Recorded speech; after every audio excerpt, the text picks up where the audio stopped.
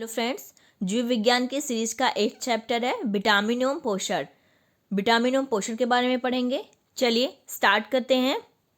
पहले हम प्रमुख पोषक पदार्थ एवं उनके कार्य के बारे में पढ़ लेते हैं। कौन कौन से पदार्थ उपयोगी होते हैं विटामिन एवं पोषण के लिए, जानते हैं उसके बारे में। जैसे कार्बोहाइड्रेट्स, वसा, प्रोटीन, न्यूक्लिक अम्ल, खनिज लवण और जल, ये हमारे पोषण के लिए बहुत ही महत्वपूर्ण हैं। कार्बोहाइड्रेट्स ये ऊर्जा उत्पादन के लिए बहुत महत्वपूर्ण है। वसा ये भी ऊर्जा उत्पादक के लिए महत्वपूर्ण है। प्रोटीन ये शरीर का निर्माण करता है। और आगे है हमारा विटामिन, ये उपापचयी क्रियाओं का नियंत्रण एवं नियमन करता है। न्यूक्लिक अम्ल ये प्रोटीन संश्लेषण में सहायक होता है। खनिज लवण ये उपापचयी क्रियाओं का नियंत्रण एवं नियमन करता है। जल ये भी उपापचयी क्रियाएं करता है। हम विटामिन के बारे में पढ़ेंगे। विटामिन, जो विटामिन है इसकी खोज क्रेसिमर फंक ने 1911 से 1912 के बीच किया था। इसका अन्य नाम सहायक आहार कारक फ्रेडरिक गोलैंड हॉपकिंस द्वारा प्रतिपादित किया गया था। जो इसका दूसरा नाम है सहायक आहार कारक, इसको फ्रेडरिक गोलैंड हॉपकिंस द्वारा प्रतिपादित किया गया था। लगभग 20 इसके ज्ञात प्रकार हैं। विटामिन भी दो तरह के होते हैं, कुछ जल में घुलनशील होते हैं और कुछ वसा में घुलनशील होते हैं।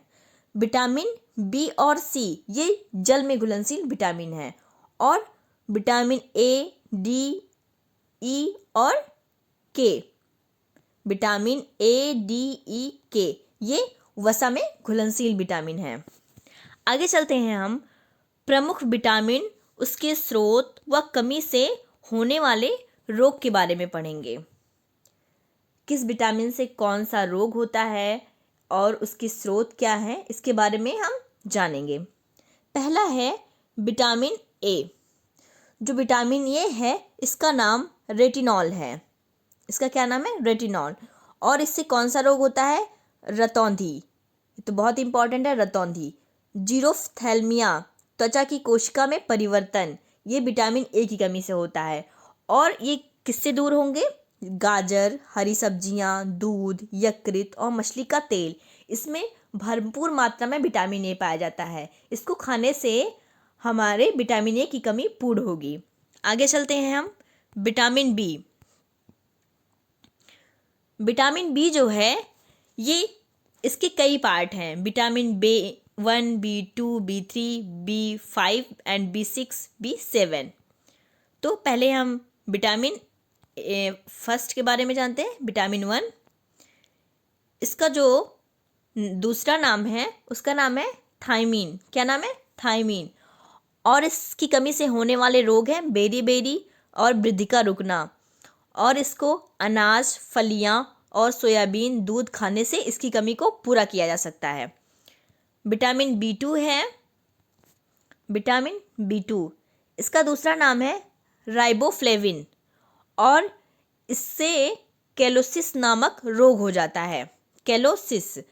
और इसका स्रोत पनीर, अंडे, ईस्ट, मांस और पत्तेदार सब्जियां हैं। आगे चलते हैं हम विटामिन B3 के बारे में पढ़ते हैं। विटामिन B3, इसका दूसरा नाम है नियासिन या फिर निकोटिनिक अम्ल। इससे कौन सा रोग होता है? पेलाग्रा। कौन सा? पेलाग्रा।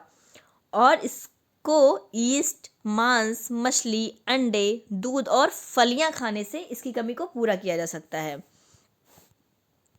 आगे चलते हैं हम विटामिन B5 के बारे में जानते हैं। इसका दूसरा नाम है पैंटोथेनिक। क्या नाम है? पैंटोथेनिक। और इसके द्वारा होने वाला रोग है चर्म रोग, सफ़ेद बाल। और इसके स्रोत क्या है? अंडे, दूध, मांस व फिर मूंगफली। इसको खाने से विटामिन B5 की कमी पूरी होगी। आगे चलते हैं हम विटामिन B6 के बारे में जानते हैं। इसका दूसरा नाम है पायरिडॉक्सिन। क्या नाम है? पायरिडॉक्सिन। और इससे होने वाला रोग है रक्तक्षीणता, चर्म रोग और पेशियां ऐंठन। विटामिन B6 की कमी से होता है। और इसको किससे दूर किया जा सकता है? दूध, ईस्ट, अनाज व फिर मांस, इसके स्रोत हैं। आगे चलते हैं, हम B7 के बारे में पढ़ते हैं। B7 इसका दूसरा नाम है बायोटीन। क्या नाम है? बायोटीन। और इसके द्वारा होने वाला रोग है चर्म रोग, बालों का झड़ना। इसके स्रोत हैं मांस, गेहूं, अंडा, सब्जी और फल। आगे चलते हैं, हम विटामिन B9 के बारे में पढ़ते हैं। विटामिन B9 इसका दूसरा नाम है फोलिक अम्ल। क्या नाम है? फोलिक अम्ल। इसमें रक्तक्षीणता, कुंठित वृद्धि हो जाती है। इसके स्रोत हैं हरी सब्जियां और फलियां, यीस्ट, मांस और अंडे इसके मुख्य स्रोत हैं। विटामिन B12 के बारे में पढ़ते हैं। इसका दूसरा नाम है साइनोकोबाल्मिन और इससे घातक रक्तक्षीणता, तंत्रिका तंत्र में गड़बड़ी हो जाती है। इसके स्रोत हैं मांस, मछली, अंडा, दूध और आंत के जीवाणु। आगे चलते हैं, हम विटामिन C के बारे में जानते हैं। विटामिन C इसका दूसरा नाम है एस्कॉर्बिक एसिड। क्या नाम है इसका? Ascorbic acid. और इससे होने वाला रोग है स्कर्वी रोग। इसके जो स्रोत हैं आंवला, नींबू वंश के फल, टमाटर व सब्जियां। मतलब इसकी कमी को खट्टे फल खा के हम पूरा कर सकते हैं। संतरा हुआ, आंवला हुआ, नींबू हुआ, ये सब खा के पूरा कर सकते हैं। विटामिन D विटामिन D जो है इसका नाम है कैल्सीफेरॉल और इससे सूखा रोग, जिसे रिकेट्स कहते हैं, हो जाता है। और इसके स्रोत हैं मक्खन, मछली का तेल, अंडा, सूर्य का प्रकाश में संश्लेषण। ये सब इसके मुख्य स्रोत हैं, खासकर सूर्य का प्रकाश। आगे चलते हैं, विटामिन E इसका दूसरा नाम है टोकोफेरॉल और इसकी कमी से जनन क्षमता में कमी हो जाती है और जननांग और पेशियों की कमजोरी हो जाती है। इसके स्रोत हैं तेल, गेहूं, अंडे की जर्दी, सोयाबीन। आगे चलते हैं, हम विटामिन K के बारे में जानते हैं। इसका दूसरा नाम है नेफ्थोक्विनोन। क्या है? नेफ्थोक्विनोन। और इसके द्वारा होने वाला रोग क्या है? चोट लगने पर रक्त का थक्का न जमना। मतलब कहीं भी कट पिट जाना तो फिर रक्त नहीं जमना, लगातार खून बहते रहना। इसके स्रोत हैं आंत के बैक्टीरिया, हरी सब्जियां, अंडे व सोयाबीन इसके मुख्य स्रोत हैं। आगे चलते हैं, हम दूध के बारे में जान लेते हैं। दूध, इसमें एक तो दूध हमारा पूर्ण आहार होता है और इसमें कौन से एंजाइम पाए जाते हैं, इसमें खट्टापन क्यों होता है, सबके बारे में हम जानेंगे। चलिए दूध के बारे में पढ़ते हैं। दूध ये सर्वप्रथम ये हमारा पूर्ण आहार है। ये हमारे सारे विटामिनों के लिए उत्तरदायी होता है, इसलिए दूध पीना चाहिए हमेशा। ये सफ़ेद रंग इसमें क्यों होता है? इसका कारण है कैसीन, फास्फोप्रोटीन के कारण इसका रंग सफ़ेद होता है। गाय के दूध का हल्का पीला रंग क्यों होता है? ये इसमें बीटा कैरोटीन के कारण गाय के दूध का हल्का पीलापन आ जाता है। दूध प्रोटीन पचाने वाला एंजाइम कौन सा होता है? दूध प्रोटीन पचाने वाला रेनिन के द्वारा दूध प्रोटीन पचाया जाता है। और दूध का खट्टापन क्यों होता है? इसमें कौन सी बैक्टीरिया पाई जाती है? तो दूध में लैक्टोबैसिलस बैक्टीरिया पाई जाती है, जिससे दूध खट्टा हो जाता है, जो लैक्टोज को लैक्टिक अम्ल में तोड़ देता है। जो लैक्टोज होता है, दूध में लैक्टोज पाया जाता है और उसमें लैक्टोबैसिलस बैक्टीरिया के आ जाने से वो लैक्टिक एसिड में टूट जाता है और दूध खट्टा हो जाता है। इसमें क्या क्या पाया जाता है दूध में, वो भी हम जान लेते हैं। दूध में लगभग 87% जल होता है, वसा होती है, प्रोटीन होता है, कार्बोहाइड्रेट होता है, कैल्शियम होता है और पोटेशियम होता है। क्या होता है? पोटेशियम। आगे चलते हैं, अमीनो अम्ल के बारे में हम जान लेते हैं। अमीनो अम्ल किससे प्राप्त होता है और इसमें ये कितना आवश्यक है हमारे लिए, इसके बारे में जानते हैं। अमीनो अम्ल ये केवल भोजन से प्राप्त होता है। अमीनो अम्ल भोजन से प्राप्त होता है। और हमारे शरीर के लिए कौन कौन से अमीनो अम्ल इम्पॉर्टेंट है उसके बारे में जानते हैं। पहला है histidine, isoleucine, leucine, lysine, methionine, phenylalanine, tryptophan और वेलिन। क्या है? वेलिन। और 9th है आपका थ्रियोनिन। ये हमारे शरीर के लिए इम्पॉर्टेंट अमीनो एसिड्स हैं। आगे चलते हैं हम।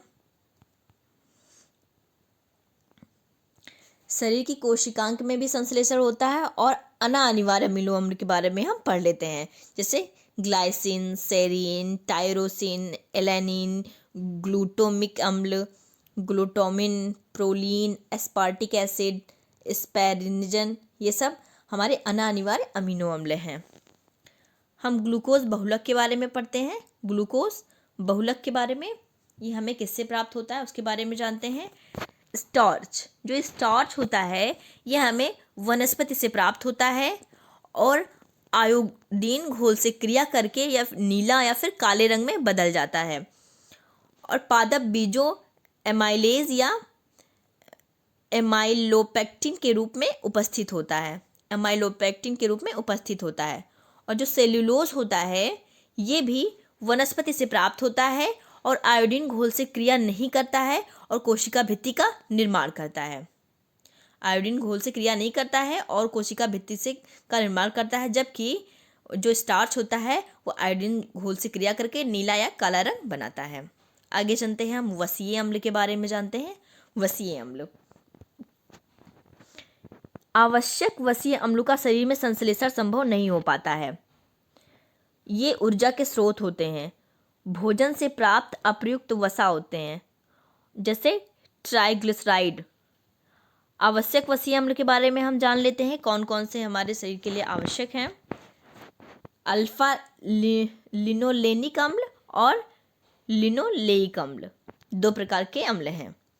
जो अल्फा लिनोलेइक अम्ल होते हैं ये तिलहन जैसे अलसी, तीसी में अधिकतम उपस्थित होते हैं।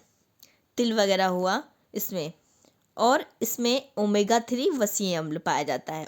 इसका उपयोग रक्त नलिकाओं में वसा के जमाव में कमी करता है। ये इसको खाने से हमारी वसा फैट नहीं बढ़ पाता है। और लिनोलेइक अम्ल का उदाहरण है ओमेगा 6। आगे चलते हैं, हम वसा के प्रकार के बारे में पढ़ेंगे। वसा भी आपकी 3 प्रकार की होती है, संतृप्त वसा, असंतृप्त वसा, ट्रांस वसा। 3 प्रकार की वसा होती है। जो संतृप्त वसा होती है ये कम अक्रियाशील होती है, ये सिंगल बॉन्ड बनाती है और ये स्वास्थ्य के लिए हानिकारक होती है। जैसे नारियल का तेल, नारियल का तेल हमें कम खाना चाहिए। असंतृप्त वसा अधिक अभिक्रियाशील होती है और ये कार्बन परमाणुओं के मध्य दोहरा बॉन्ड बनाती है। इसमें अपघटन की क्रिया तेज होती है और स्वास्थ्य के लिए लाभदायक होते हैं, जैसे मछली का तेल हमें अधिक उपयोग करना चाहिए। ट्रांस वसा खराब LDL लो डेंसिटी लाइपोप्रोटीन पाया जाता है। इसमें कोलेस्ट्रॉल के स्तर में बहुत वृद्धि करती है और ये हृदय वाहिका को नुकसान पहुंचाती है। उदाहरण के लिए पशुजनित वसा व हाइड्रोजनीकृत तेल, पशुजनित वसा और हाइड्रोजनीकृत तेल ये स्वास्थ्य के लिए हानिकारक होते हैं। आगे चलते हैं, हम कार्बोहाइड्रेट के बारे में पढ़ते हैं। हम कार्बोहाइड्रेट कार्बन, हाइड्रोजन और ऑक्सीजन के 1:2:1 के अनुपात से मिलकर बना कार्बनिक पदार्थ है कार्बोहाइड्रेट। इसका प्रमुख कार्य शरीर को ऊर्जा प्रदान करना और ऊर्जा के भंडार की तरह काम करना है। कार्बोहाइड्रेट का मेन काम शरीर को ऊर्जा प्रदान करना है, ऊर्जा के भंडार की तरह काम करना है। आगे चलते हैं, हम प्रोटीन के बारे में पढ़ते हैं। प्रोटीन, जो प्रोटीन है इसका नामकरण जे मोल्डर ने किया था और इसकी खोज जे वर्जेलियस ने किया था। इसका नामकरण जे मोल्डर ने किया था और इसकी खोज जे वर्जेलियस ने किया था। इसके निर्माण की बेसिक इकाई है अमीनो एसिड। शरीर का लगभग 16% भाग प्रोटीन से निर्मित होता है। इसका कार्य ऊर्जा उत्पादन करना है, शरीर की वृद्धि एवं मरम्मत करना है, कोशिका जीवद्रव्य एवं ऊतक निर्माण करना है। प्रोटीन को विकृत करते एक्सरेज भारी धातु लवण व उष्मा प्रदान करता है। इसकी कमी से होने वाले रोग हैं क्वाशिकोर और मेरेस्मस। क्या है? क्वाशिकोर एवं मेरेस्मस। आगे चलते हैं, हम प्रोटीन के प्रकार के बारे में पढ़ेंगे। प्रोटीन के प्रकार के बारे में ये सरल प्रोटीन के बारे में जान लेते हैं। केवल अमीनो अम्ल से निर्मित होते हैं सरल प्रोटीन, जैसे एल्ब्यूमिन, हिस्टोन, ये सरल प्रोटीन से निर्मित होते हैं। प्रोटीन के प्रकार होते हैं व्युत्पन्न प्रोटीन और संयुग्मी प्रोटीन। व्युत्पन्न प्रोटीन और संयुग्मी प्रोटीन, इनके बारे में हम पढ़ते हैं। जो व्युत्पन्न प्रोटीन होते हैं वह प्राकृतिक प्रोटीन के जलीय अपघटन से निर्मित होते हैं, उदाहरण के लिए पेप्टोन और पेप्टाइड। और संयुग्मी प्रोटीन जो होते हैं वो अमीनो अम्लों के साथ अन्य समूह भी जुड़े हुए होते हैं, जैसे क्रोमोप्रोटीन और ग्लाइकोप्रोटीन। आगे चलते हैं, हम कुछ महत्वपूर्ण तथ्य जान लेते हैं। जैसे मिर्च में पाया जाने वाला विटामिन कौन सा होता है? तो मिर्च में विटामिन सी पाया जाता है।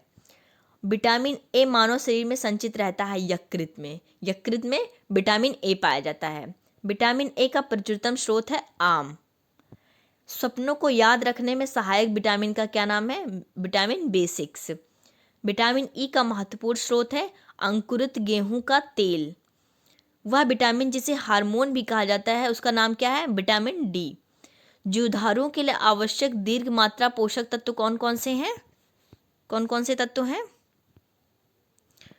विटामिन पोटेशियम के, sodium Na, magnesium Mg, calcium Ca, chlorine Cl, sulphur S। Potassium, sodium, magnesium, calcium, chlorine, sulphur, ये हमारे लिए मैक्रो न्यूट्रिएंट्स एलिमेंट्स हैं। आगे चलते हैं, हम परीक्षा की दृष्टि से कुछ महत्वपूर्ण क्वेश्चंस देख लेते हैं। दूध को दही बनाने वाले जीवाणु का नाम क्या है? लैक्टोबैसिलस। जो दूध को दही बना देते हैं उसमें लैक्टोबैसिलस पाया जाता है।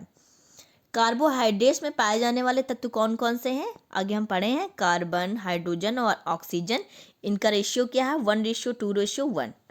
प्रोटीन का संयोजन इकाई क्या होता है? अमीनो अम्ल। सींग, बाल, नाखून, खुर व त्वचा में उपस्थित प्रोटीन का नाम क्या है? Alpha carotene. नेक्स्ट पिछले चैप्टर में हम इसको पढ़ चुके हैं। मस्तिष्क एड्रेनल और व डोपामाइन आदि न्यूरोट्रांसमीटर का निर्माण करने वाला प्रोटीन कौन है? टायरोसिन। न्यूट्रास्यूटिकल्स उत्पाद हैं पोषण के साथ औषधीय गुण वाले खाद्य। पॉलिश किए हुए चावल के उपयोग होने से होने वाला रोग है बेरी, जो विटामिन बी की कमी से होता है। आगे चलते हैं, हम कुछ इंपॉर्टेंट तत्व एलिमेंट्स हैं उनके बारे में पढ़ लेते हैं। फास्फोरस। फास्फोरस जो है इसका स्रोत है दूध, पनीर, कलेजी, जई, हरे पत्तेदार सब्जियां आदि इसके प्रमुख स्रोत हैं। और इसका कार्य क्या है? हड्डियों व दांतों को दृढ़ता प्रदान करना, मजबूत बनाना, शरीर में तरल पदार्थों के मध्य संरचनात्मक संतुलन बनाए रखना, इसका मुख्य कार्य है फास्फोरस का। आयोडीन। जो आयोडीन है इसका प्रमुख स्रोत है आयोडीन युक्त नमक, इसलिए हमें कभी ऐसा नमक नहीं खाना चाहिए, आयोडीन युक्त नमक खाना चाहिए। समुद्री खरपतवार, मछली आदि। और इसका कार्य क्या है? थायरॉक्सिन हार्मोन के संश्लेषण हेतु आवश्यक होता है ये आयोडीन। आगे हम मैग्नीशियम के बारे में जानते हैं। मैग्नीशियम इसका स्रोत है कद्दू के बीज, बादाम और पालक। और इसका कार्य क्या है? तंत्रिका एवं पेशीय तंत्र की क्रिया हेतु सहायक, कैंसर से बचाव में भी सहायक होता है मैग्नीशियम। आगे चलते हैं, हम तांबा के बारे में जानते हैं। तांबा का स्रोत जो है वो मछलियां हैं, यकृत हैं, अनाज आदि हैं।